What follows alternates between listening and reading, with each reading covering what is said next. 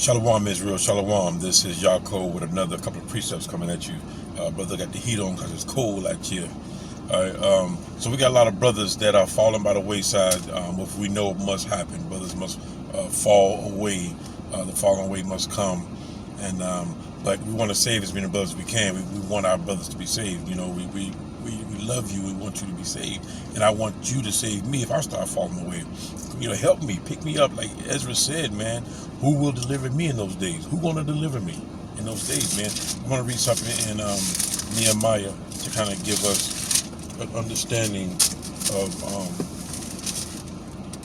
where we are in this thing. I'm gonna read Nehemiah 13:25.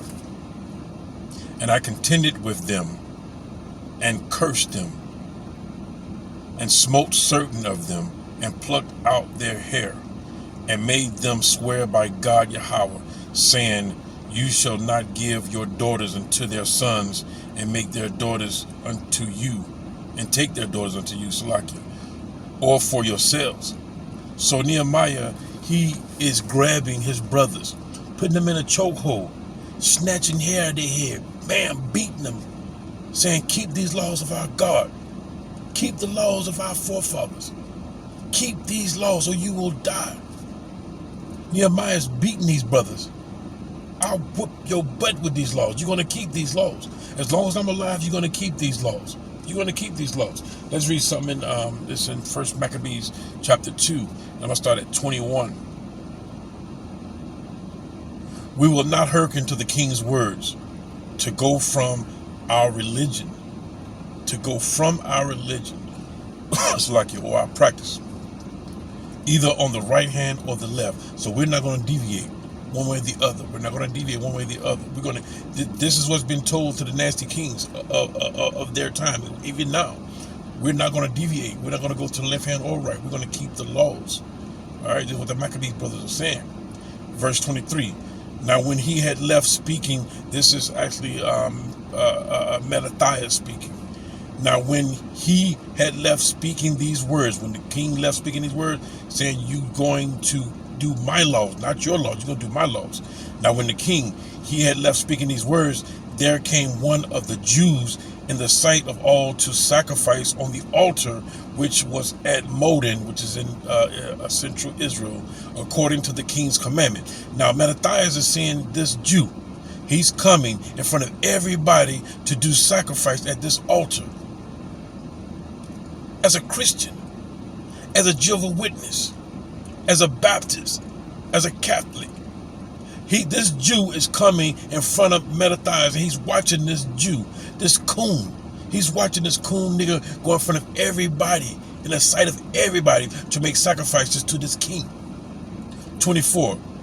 Which then, when Mattathias saw, he was inflamed with zeal, and his reins trembled. Neither could he forbear to show his anger according to judgment.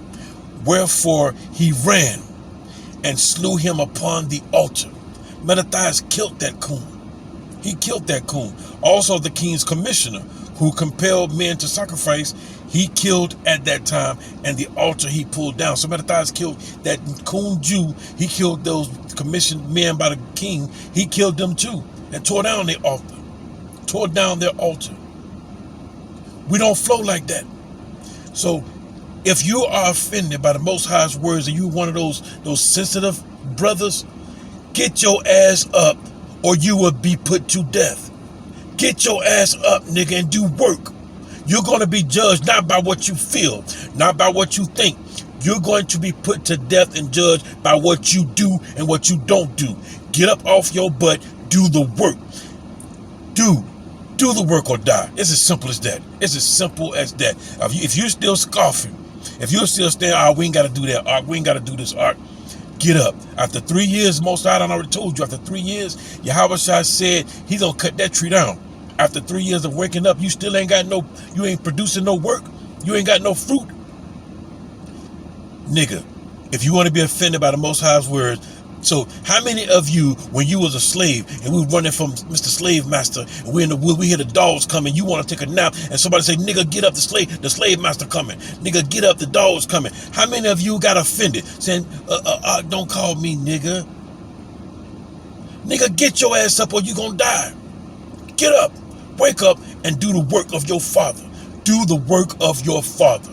Why are you going to fear your slave master, but you don't fear your father? Your father said you're going to be judged by your work.